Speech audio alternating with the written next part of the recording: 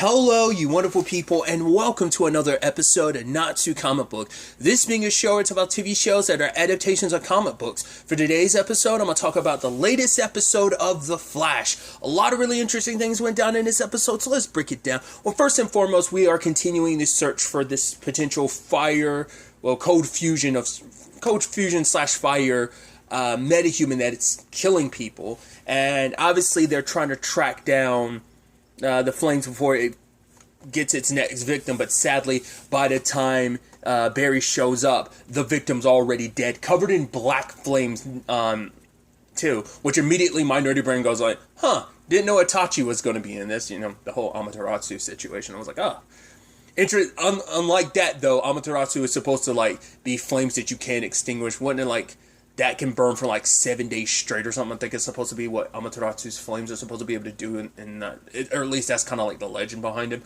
But instead, these flames it's very similar because nothing can stop these flames, and they come and go just like that. So, and you could definitely tell something was off with Chester, not only this episode, but even last episode, when he saw the first victim, it seemed like he seemed off. And then we see it happen again, when he's looking at the photos. I'm like, what's that about? And I kept thinking the entire time, I'm like, does this have some correlation to his dad? Because I knew his dad died, because they really, obviously, there was the episode, and this kind of references it, but there's the episode where him and Cisco last season went back to the 90s. Obviously, the whole Dion situation. And I was trying to figure out whether or not they ever explained that his dad died. It was he said a fire, but I guess it was it was a car accident. And so all of this was going to it triggered something in Chester seeing these bodies, because it made him think about his dad. He was he wasn't there when his dad died. His dad died in that wreckage, in that fire alone, and that guilt, and that, especially because Chester only recently got closure with his dad. He spent the past years, because him and his dad had their issues, and he's I spent the past 24 years hating my dad, and it's only thanks to that episode where him and Cisco went back in time that it made him should get some closure with his dad, because he kind of always felt he felt like he didn't matter to his dad. But then he realized, right, at the heart of everything his father ever did, he was always in the back of his mind. He was always there. He was proud of his son, because he felt like he never matched up. He could never contend with his father's word, that he was just never good enough. But in actuality, he was. But a lot of that guilt didn't go away. And now dealing with this black flame, at one point he has a nightmare, and it manifested. It got out and started burning his lab. But it turns out that's a dream, and you're like, okay, what's going on here? That's weird. That's quite the nightmare. But then Allegra's trying to talk to him, but whatever it is, Chester won't. I'm like, there's no way they're gonna make it that the black flames are Chester. That he's the meta. But I don't think so.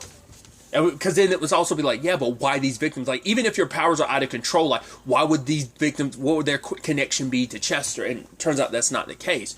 But I was wondering, eventually as the episode was going, is that where they're going to go with this? But yeah, because no matter what, Allegra couldn't get him to really talk about it. But eventually he does, because when they encountered the black flames, which neither Frost nor Barry could extinguish, it turns out that he sees inside the flames his father, but Allegra and Barry were there. They didn't see any faces. It was just a faceless shape.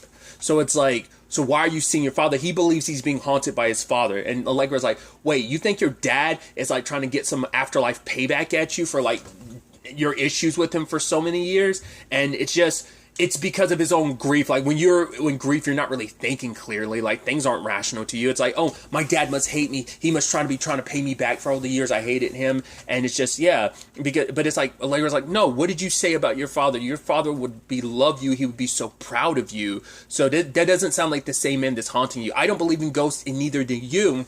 And so Chester still couldn't shake that, because now he's right, Star Labs is being attacked. This is all my fault. It's trying to come after me. And then eventually the flames manifest as his dad, but he's the only one that can see it. But Cecile was there, and she can feel it, this emotion. I'm this thing devours grief. It feels Chester's grief. All these more recent victims, it spurred that in him recently. And he's just simply oozing with grief, and this thing is feeding off that, and it wants to come. It's very interesting, very metaphorical, because what do fires do? They consume anything in their paths, and now you have something that is trying to consume anything that's filled with grief. It's trying to feed off of that, and because Cecile can feel all the emotions. It's not just, the grief isn't just coming from Chester. It's like, she's like, I can feel, it's almost like 1,000 people. I can feel their emotions all at once, and it's coming from this thing.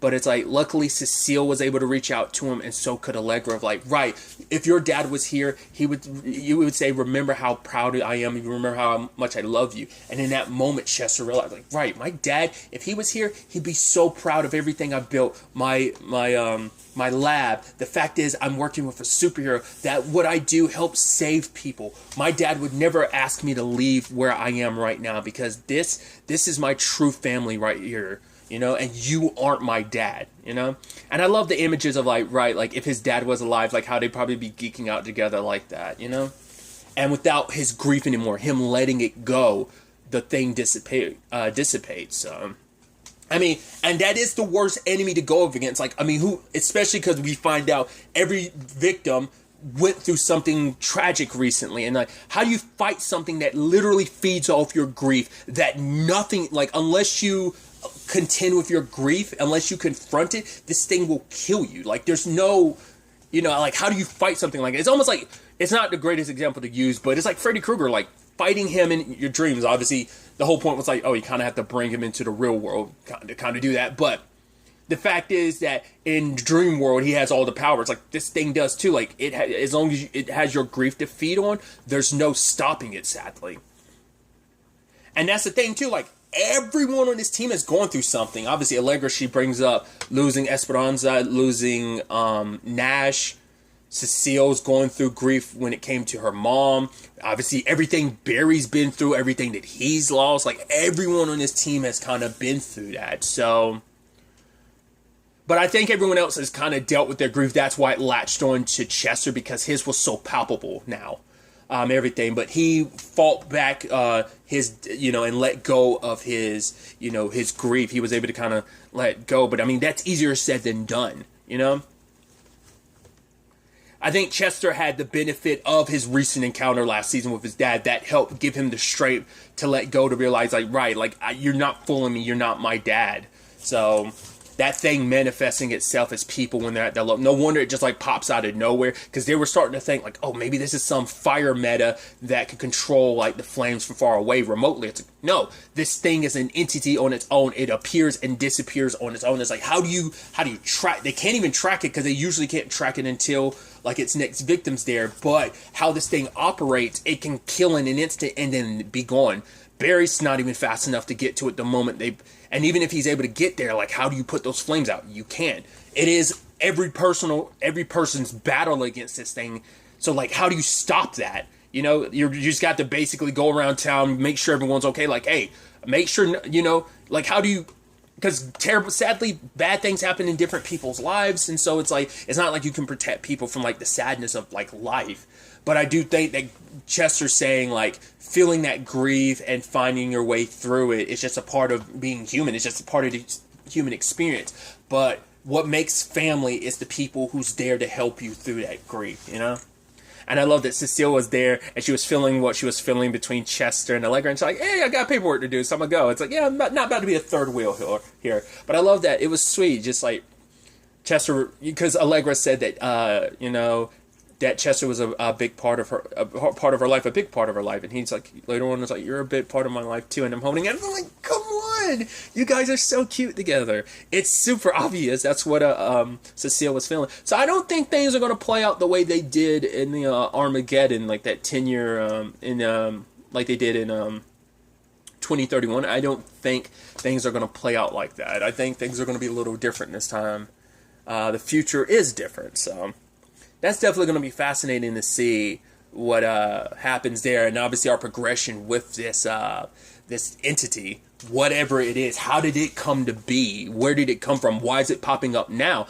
They're still looking into it, but the question is, like, are these the first victims? Like, how did this thing manifest? Like, it's not a being, but it's I mean, it seems it's sentient like the, I wonder is there going to be any correlation, because the other sentient beings that we know of like this are like, I mean, obviously OG Speed Force. Like the Speed Force itself before, like obviously its new iteration and obviously the other forces as well, but they're entities, but a lot of them were humans before they became forces, except for the Speed Force. The Speed Force was reborn, so it's always just been this sentient entity, so we're dealing with the same thing here, but where did it start? How do you fight it? Those are the number one questions right now, correlating with that, so it's definitely going to be interesting to see where things go from there. But on the flip side of this episode, Iris is getting examined by Dion, and for him, he can't really find anything wrong with her, doing a checkup. Oh, it's kind of before her normal everyday checkups, but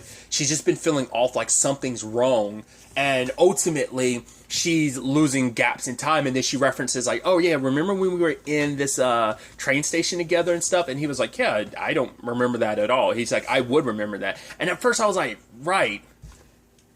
But we know that was during everything during Armageddon. So that's what I was like, oh, that's interesting. Because that was back when Eobard changed time. Because at first I was like, wait, Dion, you're a force. Like, you would assume, like, as the Steel Force, you and the other forces would be outside of that thing. But then it's like, right, Dion wasn't aware when Eobard changed the timeline like he did. So these timeline changes aren't, because so he doesn't remember, because obviously Armageddon was completely, like, Barry undid everything. So it makes sense that no one remembers, but Iris is having, like, because she is bleeding between timelines, that's a timeline that no longer exists, but she has fragmented memories of it, which can be a bad thing. I'm trying to think of what show that is. Oh, 12 Monkeys, like, when the timeline changes and it has an effect on you the way it does, because your brain trying to compensate with the way what the timeline originally was versus, like, the new memories you end up creating.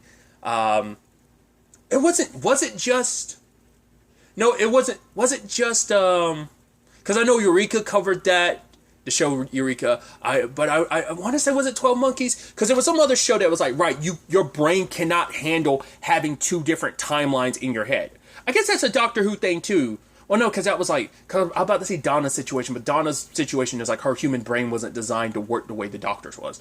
That's a whole thing, but yeah, like having like two timelines in your head is too much. So like the fact is she's got fragments of a different timeline, and it's also because like her body and her mind are kind of tilting in between timelines and stuff. So that's why she kind of maybe like blacked out for a second, is because technically her mind moved forward in time a couple minutes with the whole Joe thing, like last episode, or yeah, I want to say that was last episode maybe, or the episode before last. So that's fascinating to me. I'm like, okay. And even then, like, we're picking up the conversation, like, right, last season, all of a sudden, she kind of had a time sickness, and it's like, wait, where did that come from? Where did, and it's like, no explanation for that, because they still haven't figured it out. Dion doesn't know what's going on with her. It's like, how do you catch a time sickness? So she's in the process of dealing with that, and Dion's looking into things, and she's scared. Dion's like, right, don't even tell Barry, because we don't know what this is yet. He's like, don't worry, I'm going to talk to my siblings, we're going to find out what this is all about. And she's worried. And obviously when a news story pops up about Coast City having a meta, which I love that as we get Sue this episode, and it's just like, yeah, she's got to check out the hotels and stuff. And it's like, oh my God, that sounds so fun. She's like, no, it's not. It's super boring. It's like, right, still dealing with the aftermath of like having to rebuild the Darabont name because of, her parents being the criminals that they are, even though she didn't believe them to be any, so checking up on all the properties that the Darabonts end up owning, which obviously includes a Central City citizen. So she was originally going to the Coast City just to check out the hotels and stuff that they own, and Allegra jumped in like, oh my God, this would be a great news story, plus get to stay at a 5-star hotel. But Iris immediately jumped on that. Allegra's almost like, oh really, you need, but it's like, yeah, it's perfect that everyone was where they needed to be. Iris was where Iris needed to be, and so was Allegra to help out, because if it wasn't for her, she was a big part of helping Chester too. So if she wasn't around, that things could have been on a sour note. But Iris is mainly doing this so she can distract herself because she's worried, she's scared. Because even Sue immediately picks up on it. It's like, right, the fact is you've got so much going on right now. Obviously, you and Barry continue to be hashtag relationship goals. But also on top of that, you're working on a business. Like, there's so much going on. Allegra coming here with me would have been a way to take that off your plate. But you decided to jump on it. It's like, yeah, because she's trying to take her mind off of her time sickness and everything that she's going through. So... because she's scared of what things might be. And Sue's like, I get that, but things might be bad, things might be good, but all you have is... She was basically telling her to kind of not live in that fear because we don't know what the end result might be. So... And I guess at a point where she feels like she can't really help herself, maybe that's even more reason why Iris is trying to help someone else. I mean, to be fair, it's what they do anyway on Team Flash. But I love that, like, I guess, like, it's so interesting to know that the metahuman stuff is so allocated.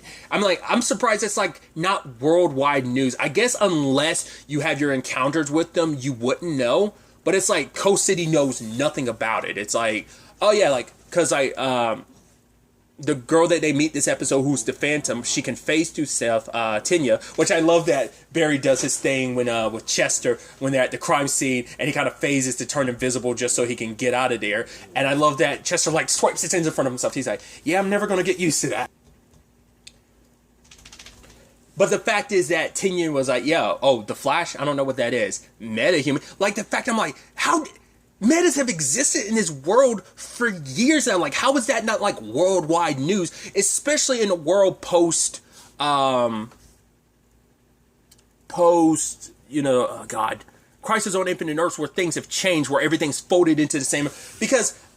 I get it, Central City situation is allocated to Central City. But then, like, obviously, Freeland situation is allocated to Freeland situation, with that being an experimental thing. So it's like, right, so how are we getting metahumans around in other places? It's like, well, now we're getting into the whole, like, well, there's metagenes, dormant metagenes, and I'm like, okay, interesting. I mean, I guess the inverse to this would be like, oh, yeah, like how people in Agents of S.H.I.E.L.D. had dormant inhuman genes that just, like, it took... Terrigenesis to awaken that in them. Obviously, with the whole Miss Marvel thing, obviously they're going a different route with the TV show because they haven't really introduced Inhumans, that whole conversation. So I knew that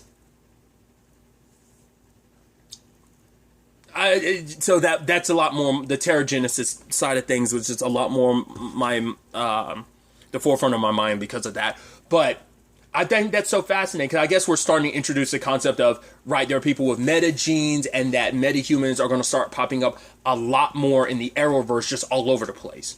So that's interesting to me. And, like, it seems like emotional stuff is, like, you know, strong emotions are what are manifesting people's abilities, like Tenya. It's like, oh, you have this metahuman tracking app, Iris. Oh, cool. And phases her finger through it and destroys her phone. It's like, cool.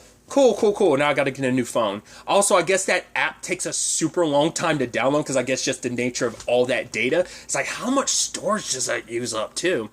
Because I love that it's like, cool, I gotta download this app from Chester's and it's gonna take 7 hours and some change. I'm like, maybe just like configuring your phone to be able to do that. Like everything that the app does, it takes a while. Maybe it's just gonna constantly be downloading in the background. I'm like, that's wild. But, ultimately, they do find Tenya because it turns out her mom gave her up for adoption. And it's that thing of, I want to find my mom. I want to know why she, you know, gave me up. And it's like, did she never bothered checking in on me? Like, oh, to see if I was okay. And yes, I found a way to survive. But then all of this started happening. And it's like, right, you wanted to find your mom. And it's like, yeah, to make her see how different I am, to see that I am special, which is like heartbreaking.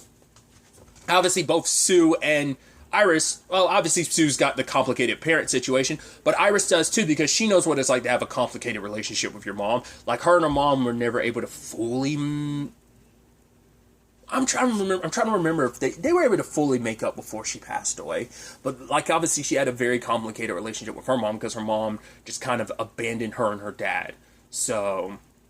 it's not a one-to-one, but I think that's another element to this for Iris. It's like, right, she wants to help Tenya out, help find her mom, because her mom is kind of missing. And it's like, this is the last not missing, but help Tanya at least track her down. So maybe there's something a little more going on with the fact is that, because that's her previous apartment, and there's like dust there, so it's like, what's going on there?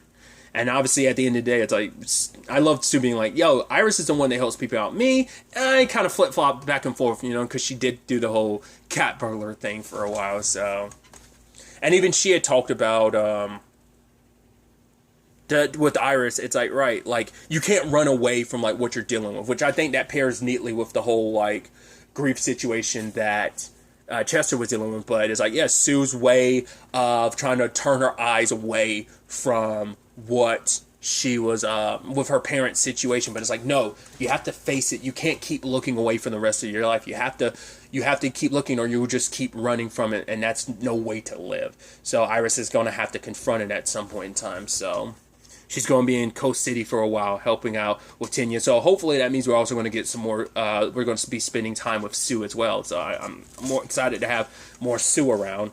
But it's going to be interesting to find out, like, right, so Tanya, her circumstances, maybe some other metahumans they'll end up running into, giving her the lay of the lands about metas. Obviously, this could be Iris's chance to also help bring a new hero to, it's like, oh, the Streak Part 2, essentially, So, but at the end, Dion shows up, and it seems like it's with bad news. What that news is, we'll have to wait for the next episode to find out. But I'm so curious to find out what caused all of this.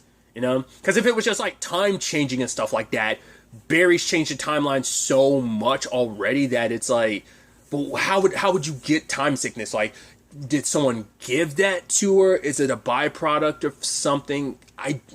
There's so many questions, We'll ultimately have to wait to see where everything ends up taking us going forward into the next episode, hopefully finding out what Dion ended up discovering. But really, that's all I'm going to talk about. Till the next time we meet, be happy, be safe, live life to the fullest, and enjoy it. Good day, and goodbye.